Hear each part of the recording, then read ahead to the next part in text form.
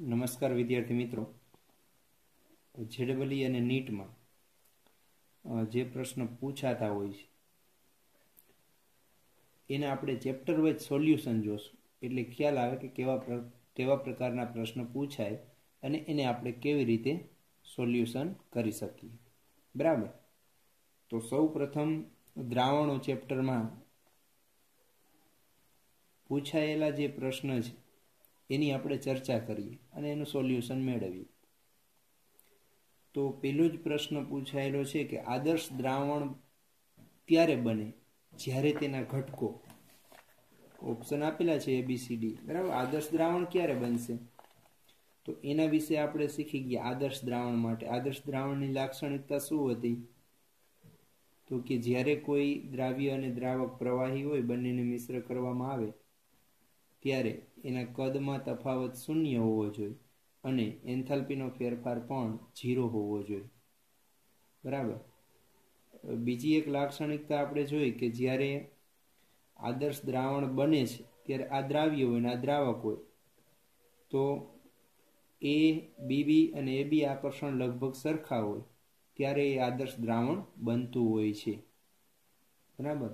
તો આ લાક્ષણિકતાને આધારે આ પ્રશ્નનું આપણે સોલ્યુશન મેળવી શકીએ કે આદર્શ દ્રાવણ ત્યારે બનશે કે જ્યારે એન્થાલ્પીનો ફેરફાર શૂન્ય હોય, અથવા તો કદનો ફેરફાર શૂન્ય હોય, અથવા તો આ બધા આકર્ષણ છે એ સમાન હોય. તો હવે તમે ઓપ્શન જોશો તો ખ્યાલ આવશે. પહેલો ઓપ્શન છે મિશ્ર કરવાથી કદ ન બદલાય, તો એનો ગુણધર્મ છે. મિશ્ર કરવાથી એન્થાલ્પીમાં ફેરફાર ન થાય, તો એ પણ એનો ગુણધર્મ છે. ત્યાર પછીનો ઓપ્શન છે ઉપરના બંને લક્ષણો હોય, તો બરાબર છે. બંને લક્ષણો હોય તો એ આદર્શ દ્રાવણ બનાવશે, એટલે આનો જવાબ છે એ સી આવશે, ઉપરના બંને લક્ષણો હોય. બરાબર.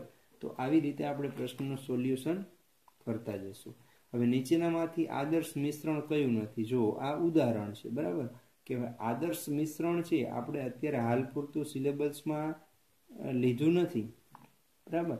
પણ આદર્શ દ્રાવણ આપણે જોયું, એમાં જે આદર્શ દ્રાવણના ઉદાહરણો છે અને બિન આદર્શ દ્રાવણના ઉદાહરણો છે એને આપણે પાકા કરવાના છે, એટલે યાદ રાખવાના છે. એનો બીજો કોઈ વિકલ્પ છે નહીં. એટલે એ તમને ઉદાહરણ ખબર હશે તો તમે સરળતાથી પ્રશ્નનો જવાબ આપી શકશો. દાખલા તરીકે અહીંયા પહેલો ઓપ્શન છે બેન્ઝીન ને ટોલ્યુઇન, તો એ આદર્શ દ્રાવણ છે. ત્યાર પછી છે ક્લોરોઇથેન ને આયોડોઇથેન, તો એ પણ આદર્શ દ્રાવણનું ઉદાહરણ જ છે. ક્લોરોબેન્ઝીન, બ્રોમોબેન્ઝીન, જો સરખા ગુણધર્મવાળા લાગે તો એ આદર્શ દ્રાવણ હોય, તો એ પણ આદર્શ દ્રાવણનું ઉદાહરણ છે. જ્યારે અહીંયા હેલો આલ્કેન ને આલ્કોહોલ છે, આયોડોઇથેન અને ઇથેનોલ, તો એ આદર્શ દ્રાવણ નથી.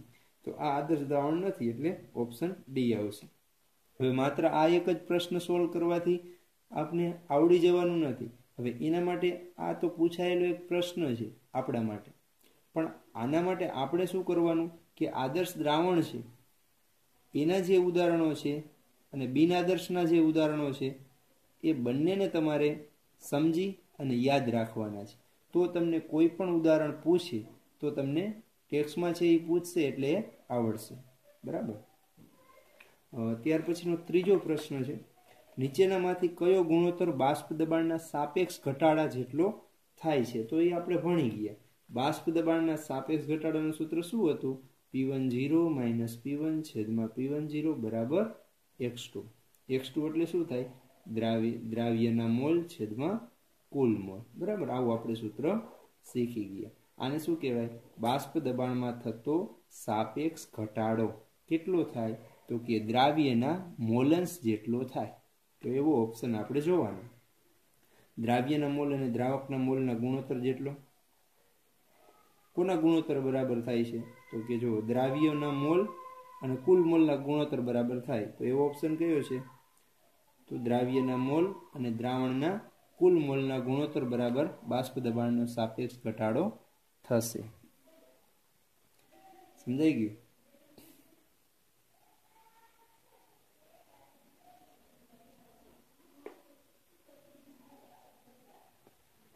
હવે ત્યાર પછી છે નીચેનામાંથી કયું જલીય દ્રાવણ લઘુત્તમ ઠાર બિંદુ દર્શાવે છે? જો આ અગત્યનો પ્રશ્ન છે, બોર્ડમાં પણ ઘણી વાર પૂછાતો હોય છે. બરાબર.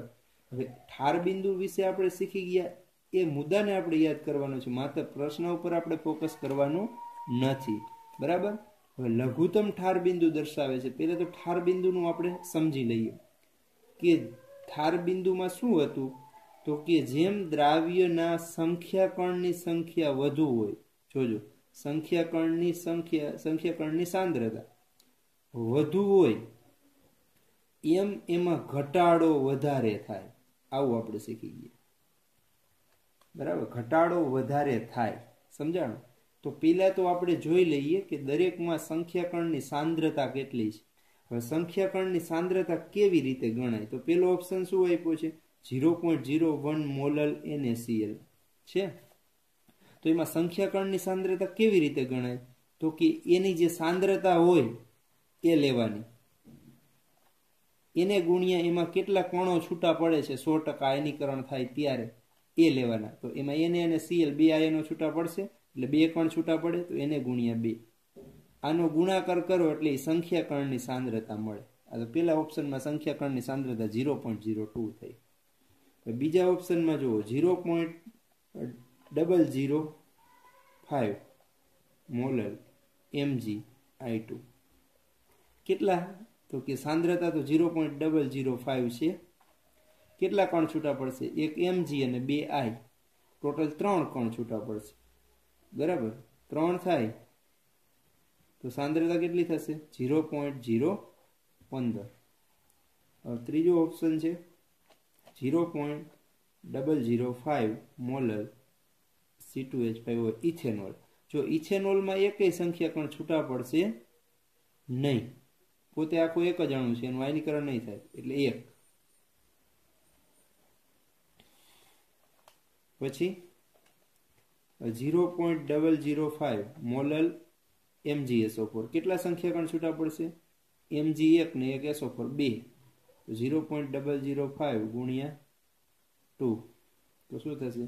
0.010 થઈ ગયું. આ દરેકની સંખ્યાકણની સાંદ્રતા આવી ગઈ. હવે આપણા થિયરીને યાદ કરીએ. જો સંખ્યાકણની સાંદ્રતા વધુ હોય એનું બાષ્પ દબાણ વધારે ઘટે. તો સૌથી વધારે સંખ્યાકણની સાંદ્રતા કોની છે? સંખ્યાકણની સાંદ્રતા સૌથી વધારે કોની છે? તો કે NaCl ની. તો આનું બાષ્પ દબાણ છે એ વધારે ઘટશે. માની લ્યો કે પાણીનું બધાયનું દરેકનું બાષ્પ દબાણ છે, ઠાર બિંદુ વધારે ઘટશે. બરાબર. દરેકનું ઠાર બિંદુ એક લેવલે અહીંયા નક્કી છે. માની લ્યો ભલે પાણીનું 0 છે. બરાબર. હવે પેલા ઓપ્શનમાં ઠાર બિંદુ વધારે ઘટશે એટલે અહીંયા સુધી ઘટ્યું. બીજા બધામાં ઓછું ઘટે છે. ઓછું ઘટે એટલે આ પ્રમાણે ઘટીને અહીંયા પહોંચશે. તો સૌથી નીચું ઠાર બિંદુ કોનું થશે? તો કે જેમાં વધારે ઘટાડો થશે એનું ઠાર બિંદુ સૌથી નીચું હશે. જેમાં ઓછો ઘટાડો થશે એનું ઠાર બિંદુ સૌથી ઊંચું હશે. સમજાણું? બરાબર. તો હવે જેમાં વધારે ઘટાડો થયો હશે ને એનું ઠાર બિંદુ છે એ નીચું હશે. તો શેમાં વધારે ઘટાડો થયો? તો કે જેમાં સાંદ્રતા વધુ હતી એમાં. તો કયા ઓપ્શનની સાંદ્રતા વધુ હતી? તો કે એ ઓપ્શનની. તો આપણો જવાબ એ થશે કે એ ઓપ્શનમાં સંખ્યાકણની સાંદ્રતા વધુ હોવાથી તેમાં ઘટાડો વધુ થાય છે. વધારે ઘટાડો થવાથી તેનું ઠાર બિંદુ આ બીજા ત્રણેય ઓપ્શન કરતા નીચું હોય છે. સમજાઈ ગયું? ચાલો ત્યાર પછીનો પ્રશ્ન જુઓ. પ્રશ્ન નંબર 5. રક્ત કણોને કયા દ્રાવણમાં રાખતા તેમનો મૂળભૂત આકાર જળવાઈ રહે છે? હવે રક્ત કણોને આપણે શેમાં રાખી તો એનો આકાર જળવાઈ રહે? તો કે રક્તકણ છે કયા દ્રાવણમાં તમે રાખો તો જળવાઈ રહે? જો આપણે એક થિયરી આગળ શીખી ગયા, અભિસરણને કારણે કાં દ્રાવક અંદર દાખલ થાય ને કાં અંદરથી બહાર નીકળે. જો દાખલ થાય તો રક્તકણો ફૂલાઈને ફાટી જાય, ને બહાર નીકળે તો રક્તકણો સંકોચાઈ જાય. બરાબર. એ શેના કારણે થાય? તો કે અભિસરણને કારણે. હવે અભિસરણ ક્યારે થાય? તો કે અંદર અને બહાર બંને સાંદ્રતા જુદી જુદી હોય ત્યારે. બરાબર. પણ જો સાંદ્રતા સરખી જ હોય તો અભિસરણ થશે નહીં. અભિસરણ નહીં થાય તો રક્તકણો છે એ મૂળભૂત આકાર જાળવી રાખે છે. બરાબર. તો અભિસરણની ઘટના ન થાય ત્યારે એનો આકાર જળવાઈ રહેશે. તો હવે કયો ઓપ્શન લાગુ પડશે? પેલું છે રુધિર સાથે હાઇપોટોનિક. હવે રુધિર સાથે હાઇપોટોનિક એટલે આ રુધિર એની સાથેનું આ દ્રાવણ છે હાઇપોટોનિક. હાઇપોટોનિક એટલે ઓછી સાંદ્રતા વાળું થયું દ્રાવણ. હવે ઓછી સાંદ્રતા વાળું દ્રાવણ હોય ને અંદર વધારે હોય તો શું થાય? આપણે શીખી ગયા. ઓછી સાંદ્રતાથી વધુ સાંદ્રતા તરફ દ્રાવકના કણો ગતિ કરશે તો ફૂલાઈને ફાટી જશે. બરાબર. બીજું છે રુધિરના દ્રાવણ સાથે હાઇપરટોનિક. હાઇપરટોનિક એટલે આ રુધિરનું અંદર છે દ્રાવણ, એની સાથે હાઇપરટોનિક દ્રાવણ લે. હાઇપરટોનિક એટલે વધુ સાંદ્રતા વાળું. તો શું થશે? વધુ સાંદ્રતા વાળું લેશું તો રક્તકણમાંથી પ્રવાહી છે એ બહાર આવશે, તો એ સંકોચાઈ જશે. ત્રીજો ઓપ્શન છે રુધિર સાથે આઇસોટોનિક. આ રુધિરનું દ્રાવણ છે એની અંદર સાંદ્રતા જેટલી છે એટલી જ બહારના દ્રાવણની સાંદ્રતા છે. આઇસોટોનિક એટલે સમઅભિસારી. બે બાજુ સાંદ્રતા સરખી જશે તો એકેય બાજુ દ્રાવક ગતિ કરશે નહીં. તો આ સ્થિતિમાં શું થશે? મૂળભૂત આકાર જળવાઈ રહે છે. એટલે આપણે કહી શકીએ કે રક્તકણો છે એને દ્રાવણમાં રાખતા તેનો મૂળભૂત આકાર જળવાઈ રહે. તો એના માટે કયો ઓપ્શન લાગુ પડશે? રુધિર સાથે આઇસોટોનિક દ્રાવણ રહેલું હશે. બરાબર. જો હાઇપોટોનિક હશે તો ફૂલાઈને ફાટી જશે, હાઇપરટોનિક હશે તો સંકોચાઈ જશે, અને આઇસોટોનિક હશે તો એવો ને એવો આકાર જળવાઈ રહેશે. નીચેનામાંથી કયો એક સંખ્યાત્મક ગુણધર્મ છે? જો સંખ્યાત્મક ગુણધર્મ આપણે શીખી ગયા. કયા કયા શીખી ગયા સંખ્યાત્મક ગુણધર્મ? તો કે ઉત્કલન બિંદુમાં વધારો એ સંખ્યાત્મક ગુણધર્મ છે, પણ આ ઉત્કલન બિંદુ છે એ સંખ્યાત્મક ગુણધર્મ નથી. બાષ્પ દબાણ સંખ્યાત્મક ગુણધર્મ નથી. બાષ્પ દબાણમાં ઘટાડો એ સંખ્યાત્મક ગુણધર્મ છે. ઠાર બિંદુ એ સંખ્યાત્મક ગુણધર્મ નથી. ઠાર બિંદુમાં ઘટાડો એ સંખ્યાત્મક ગુણધર્મ છે. અભિસરણ દબાણ તો કે એ સંખ્યાત્મક ગુણધર્મ છે. તો સીધો ને સાદો પ્રશ્ન છે, સરળતાથી આવડી જાય એવો. ચાલો, ત્યાર પછી છે 25°C તાપમાને નીચેનામાંથી કયા 0.1 મોલર દ્રાવણનું અભિસરણ દબાણ મહત્તમ થશે? જો પાછો પ્રશ્ન એના જેવો જ આવ્યો. તો હવે અભિસરણ દબાણ વિશે આપણે શીખી ગયા. કોનું અભિસરણ દબાણ વધુ હોય? તો કે પાઈ ઇઝ ઇક્વલ ટુ શું છે? ICRT. જો R અને T તો અચળ જ હશે કોઈ ચોક્કસ તાપમાને. બરાબર. જેના માટે I અને C નો ગુણાકાર વધારે થાય એનું અભિસરણ દબાણ વધારે થાય. I એટલે શું? વોન્ટ ઓફ અવયવ, અથવા તો શું કહે છે? સંખ્યા કણની સાંદ્રતા. એને ગુણ્યા એની સાંદ્રતા તમે કરશો મોલારિટીમાં, દ્રાવણની સાંદ્રતા, તો તમને જેમાં મૂલ્ય વધારે મળે એનું અભિસરણ દબાણ વધારે થશે. તો પેલો ઓપ્શન જોવો જોઈએ, CaCl2 છે. જો દ્રાવણમાં સાંદ્રતા તો બધાની 0.1 મોલર જ છે, તો આમાં આપણે શું કરશું? 0.1 ગુણ્યા કેટલા કણો છૂટા પડશે? 3. તો 0.3 પેલાની જેમ જ ગણવાની છે સંખ્યા કણની સાંદ્રતા. બીજા ઓપ્શનમાં KCl, દ્રાવણની તો 0.1 જ છે સાંદ્રતા, કેટલા સંખ્યા કણ છૂટા પડશે? 2. આ રકમમાં આપેલી છે 0.1, તો 0.2. ત્રીજા ઓપ્શનમાં ગ્લુકોઝ, 0.1 ગુણ્યા ગ્લુકોઝમાં એક જ કણ છૂટો પડશે એટલે એક જ. ડી યુરિયામાં પણ એક જ કણ છૂટો પડશે એટલે 0.1. તો જેમાં સંખ્યા કણની સાંદ્રતા વધુ થઈ એમાં આ ગુણાકાર મોટો થશે, એમાં અભિસરણ દબાણ છે એ વધુ થશે. એટલે 7મા પ્રશ્નમાં જવાબ આવશે ઓપ્શન A, CaCl2.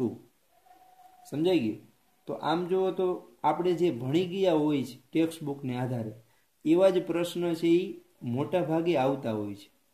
એટલે આપણે ટેક્સ્ટ બુકની થિયરીને બરાબર સમજો અને એ પ્રમાણે વિચારી અને એના પ્રશ્નનું સોલ્યુશન તમે કરશો તો લગભગ મોટા ભાગના પ્રશ્ન છે એ ટેક્સ્ટ બુક આધારિત સોલ્યુશન થઈ જશે. હા, અમુક પ્રશ્ન આવશે કે જે આપણી ટેક્સ્ટ બુકમાં એનો ઉલ્લેખ કદાચ ન હોય અથવા તો એને થોડા ટ્વિસ્ટ કરીને પૂછેલા હોય, તો આપણે 2-3 મુદ્દાને ભેગા કરી વિચારી અને એનું સોલ્યુશન મેળવવાનું થાય.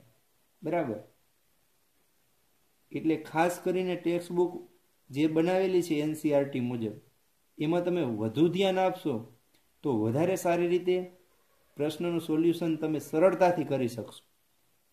અને જે પ્રશ્ન છે એ ટેક્સ્ટ બુક આધારિત નહીં હોય એના માટે આપણે અલગથી કે જે આપણા ટેક્સ્ટબુકમાં મુદ્દાનો સમાવેશ થયો નથી એ મુદ્દાને આપણે અભ્યાસ કરી અને એના પ્રશ્નનું સોલ્યુશન કરવું પડશે.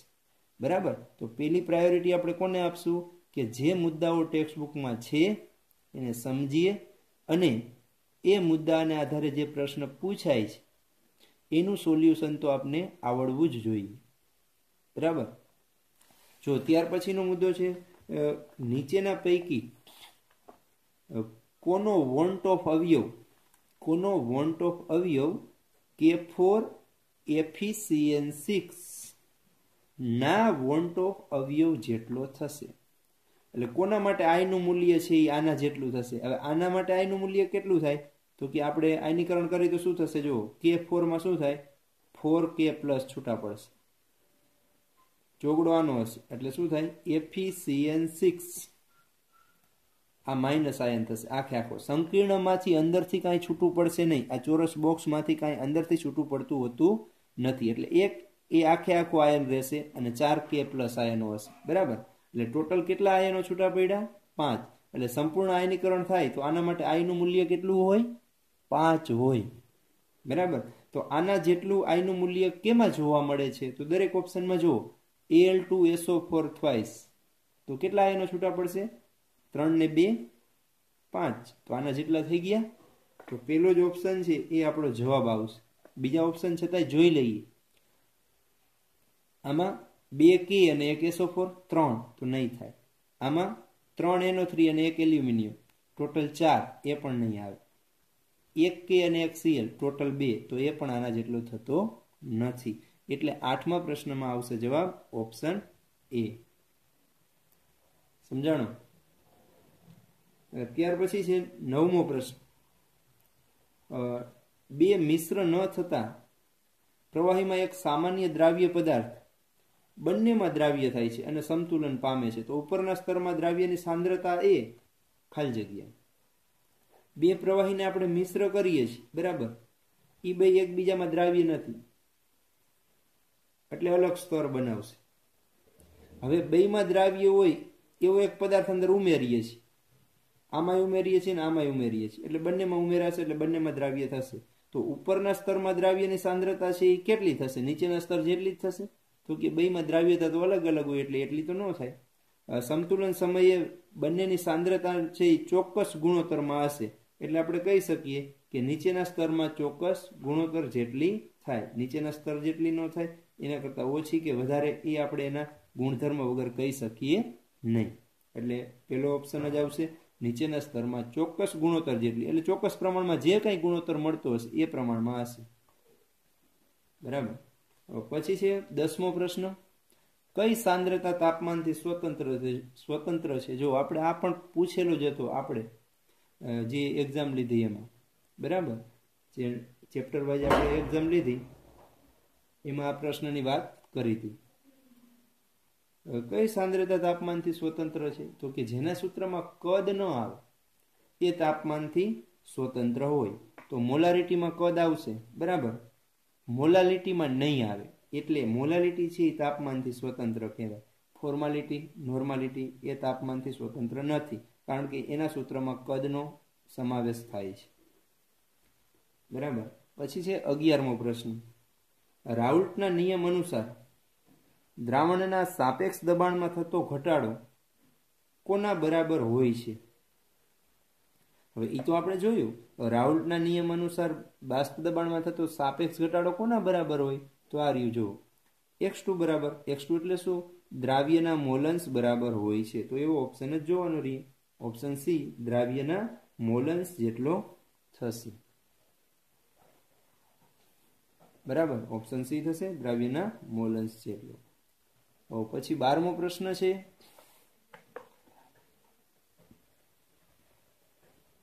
°C તાપમાને બેન્ઝીનનું બાષ્પ દબાણ P બેન્ઝીન એટલે હું બી વડે દર્શાવે 121.8 mm છે. જ્યારે 15 ગ્રામ અબાષ્પશીલ દ્રાવ્યને જો 15 ગ્રામ અબાષ્પશીલ દ્રાવ્ય એટલે W2 થશે 15 ગ્રામ. 250 ગ્રામ બેન્ઝીનમાં એટલે દ્રાવક થયું 250 ગ્રામ, એને W1 વડે દર્શાવી. દ્રાવ્ય કરવામાં આવે તો બાષ્પ દબાણ ઘટીને કેટલું થાય છે? 120.2 mm થાય છે. તો દ્રાવ્યનું આણ્વીય દળ ગણો એટલે M2 ગણવા. જો આ દ્રાવણના બાષ્પ દબાણને આપણે P1 વડે દર્શાવ્યું. આ દ્રાવક છે, દ્રાવકને આપણે શેના વડે દર્શાવીએ છીએ સૂત્રમાં? P1 0 વડે. બરાબર. તો આમાં આપણે કયા સૂત્રનો ઉપયોગ કરીશું? જો આણ્વીય દળ આપણે નક્કી કરવાનું છે આણ્વીય દળ. તો હવે આણ્વીય દળ નક્કી કરવા માટે આપણી પાસે 4 પદ્ધતિ છે. બાષ્પ દબાણમાં ઘટાડો, ઠાર બિંદુ અવનયન, ઉત્કલન બિંદુ ઉન્નયન. બરાબર. તો એમાં આપણે જેના મૂલ્ય આપેલા હોય એ પદ્ધતિનો ઉપયોગ કરવાનો. અહીંયા આપણે બાષ્પ દબાણની વાત કરી છે, તો બાષ્પ દબાણ વાળો આપણે ઉપયોગ કરશું સૂત્ર P10 - P1 છેદમાં P10. બરાબર. x2 એટલે શું લખી શકાય? W2 M1 M2 W1 આ લખી શકાય. હવે આમાં જુઓ P10 ની કિંમત આપેલી છે આ રે, P1 ની કિંમત એ છે આ રે, W2 પણ છે, W1 પણ છે, M2 તો ગણવાનો જ છે, M1 એટલે કોણ છે? દ્રાવક. તો જુઓ બેન્ઝીન છે, તો બેન્ઝીનનું આણ્વીય દળ તો તમને ખબર હોય કેટલું હશે? M1 78 ગ્રામ પ્રતિ મોલ. તો આ સૂત્રમાં તમે ઉપરની બધી કિંમત મૂકશો, પછી સાદુરૂપ આપશો અને M2 ને કરતા બનાવશો એટલે જવાબ મળી જશે. આ દાખલાનો જે આન્સર આવે છે એ તમને કહી દઉં, તમે ગણતરી જાતે કરજો. આણ્વીય દળ આવશે 356.2 ગ્રામ પ્રતિ મોલ. તો આવી રીતે જે આપને રકમમાં આપેલી છે માહિતી, એના આધારે આપણે કયું સૂત્ર વાપરશું એ નક્કી કરી અને સચોટ રીતે કેલ્ક્યુલેશન કરી અને જવાબ મેળવશું. બરાબર. ઓકે.